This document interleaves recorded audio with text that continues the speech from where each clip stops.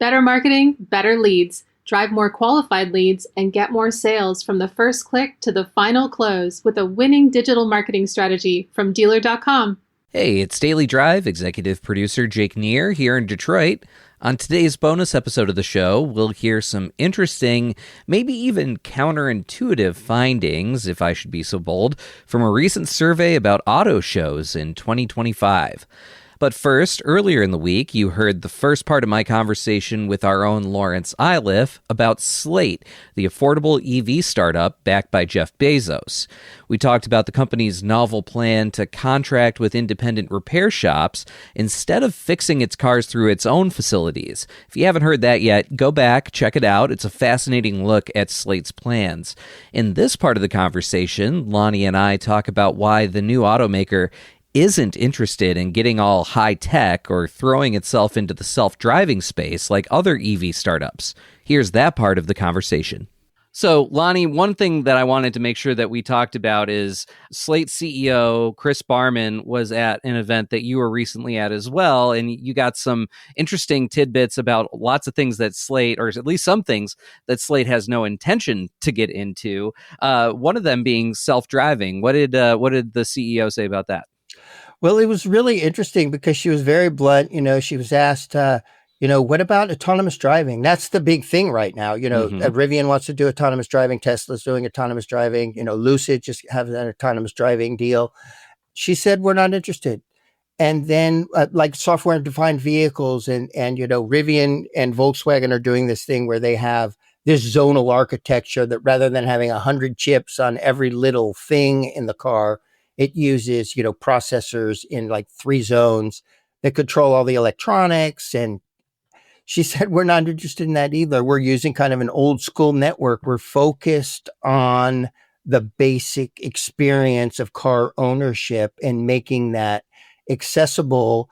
And that, the Slate is kind of competing with used cars. If you look at used car values, that's they're kind of price competitive. And so, all that stuff, all that fluff, I mentioned it before, all that stuff costs money, right? And this is, a basic experience. It's an interesting dichotomy, as you point out. I mean, we recently heard from RJ Scaringe on Daily Drive talking about how Rivian sees itself as really setting up for kind of 10 years down the road more than anything. Like that's kind of where RJ Scaringe's mind is at, right? What will software-defined vehicles mean for the industry? Not today, but 10 years down the road. It sounds like Slate is taking kind of the exact opposite approach. Right. At least now with what we know that they're doing, they're not talking about future projects or anything, right? They're focused right now is on affordability, customization, trying to get the imagination of, young people or even young at heart people who maybe want to change the color or maybe want to have their pickup turn into a crossover by putting this bed kit on it that adds seats and a roof or seats and no roof, right? And then it's like a Jeep. And so I think they're really into that basic car owning experience. And I think that makes sense though, because you do look like down the future, you look at surveys and stuff. Someday people are going to want all that stuff. But right now, if you look at, the car market and you look at some of the surveys, people want affordability. They want affordable cars. I mean, sure, they want all the fancy stuff too, eventually, but all that costs money. And I think that, Slate's focus for right now, they're really trying to do one thing really well. And I think, that could work. It's interesting how they're focused on it. And, down the road, who knows? We don't know how long they'll survive, maybe a long time. Maybe they'll get into some of these other things, have more expensive cars with more features. But right now, they're very focused. Coming up, Clarify Group co-founder and president Darren Slind discusses the latest findings in a survey about auto shows. That's next on this bonus episode of Daily Drive. Better solutions, better outcomes. As the premier digital marketing agency, only Dealer.com delivers connected solutions backed by Cox Automotive, helping you drive qualified leads and close deals faster. Better websites, better engagement. Our intuitive, data-driven websites personalize the shopping experience before the deal begins, using insights only Cox Automotive can provide. Better digital retailing, better deals. Activate across dealer.com, AutoTrader, and KBB.com to create a seamless, personalized journey. Kelley Blue Book My Wallet lets shoppers enter budget info and see personalized payments. With Accelerate My Deal, that data flows into the retailing experience so buyers complete more steps online. Better personalization, better advertising. Our advertising solutions use real-time buying signals to deliver personalized experiences, boosting engagement with 2.9 times more VDP views, 2 times more site visits, and 2.4 times more leads.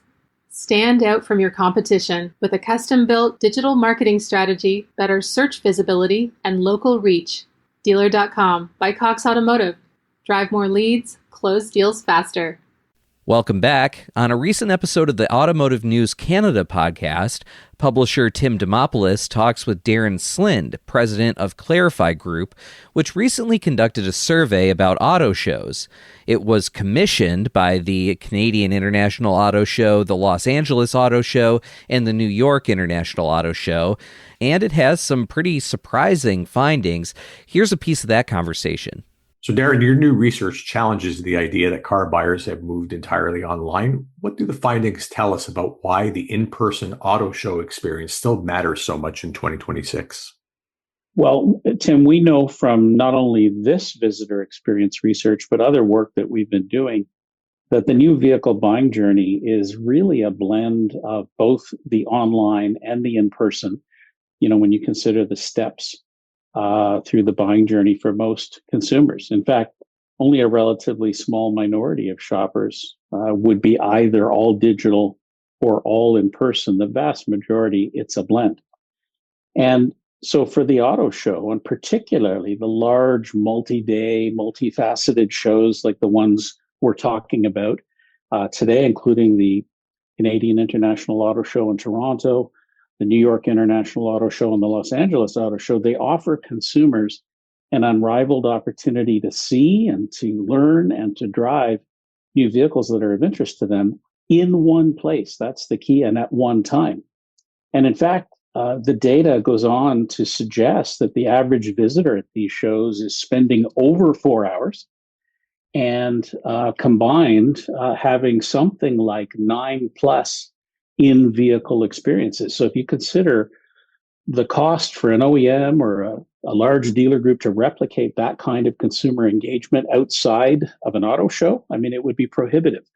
So what we're seeing from the data is that when you think about the show itself from a return or ROI, return on investment perspective, it delivers strong value to exhibitors. And I would argue that it doesn't replace digital marketing. In fact, it accelerates the impact of digital marketing because it drives consumers or drives behaviors of consumers that both OEMs and dealers care about. Still looking at ROI, most people that exhibit or most companies that exhibit are looking for, real sort of action from their visits to the auto show. So how much more likely are auto show attendees to purchase, and what's driving that level of purchase intent? Well, I think the answer, I'm not sure whether it'll surprise you or not, but we've calculated this in comparison to the average North American consumer. A visitor to one of the 3 auto shows that we're talking about is 2.9 times more likely to purchase a new vehicle within the next 12 months. So the statistics are, 14% for the average North American consumer in the next 12 months, as compared to 40% for the big 3 North American auto shows. So nearly 3 times. And when we ask visitors in these post-visit studies that we do why they come, the responses are remarkably consistent across not only the big 3 North American shows, but also we work with Montreal and Vancouver, and the results are remarkably consistent. The number one reason, 80% of visitors come to see what's new in terms of models and brands. The second most compelling reason for attendance is that 50% of visitors want to learn more about new automotive technology. And as you know, things are rapidly changing on that front. And third, and perhaps most significant for exhibitors, is that nearly 2 in 5 visitors, 37%, come to the show to make the decision on their next vehicle. And the auto show is the perfect venue, the perfect way to accomplish all of these objectives. So one of the more surprising insights is that Gen Z visitors are among the most enthusiastic regarding auto shows, and they're also the most enthusiastic promoters. So what does that say about how younger consumers engage with automotive brands today? Indeed, it was kind of a counterintuitive finding when we first saw it, and we double and triple check the data. And of course, what we've seen now, this is 3 years in a row, we've seen the same result, and we've seen the same result across markets. So this is not a fluke. But when we compare the likelihood of different age categories of visitors to recommend the show, to family and friends, by far the most enthusiastic promoters are the 20 to 29 age group, essentially the Gen Z in America, the Gen Z cohort in Canada. And, when we sort of dig a little bit deeper, as to why that might be the case, there's a couple of main reasons. Number one, we know that vehicle technology is changing at a very rapid pace, everything from software-defined vehicles to various forms of electrification. And we also know that new vehicle prices are at record levels. And so the stakes, particularly for younger consumers, are very high. They don't want to make a bad decision. They want to be fully educated. And so these younger buyers essentially appreciate the show for not only its educational value, but also the efficiency it offers them in terms of being able to see and in many cases drive the vehicles that interest them. As you know, all of these shows have significant both indoor and outdoor test track opportunities. You can hear the full conversation between Automotive News Canada publisher Tim Dimopoulos and Clarify Group President Darren Slind on the October 31st edition of the Automotive News Canada podcast. That's available now wherever you get your podcasts. Thanks for listening to this bonus episode of Daily Drive. We'll be back on Monday with a brand new full episode of the show.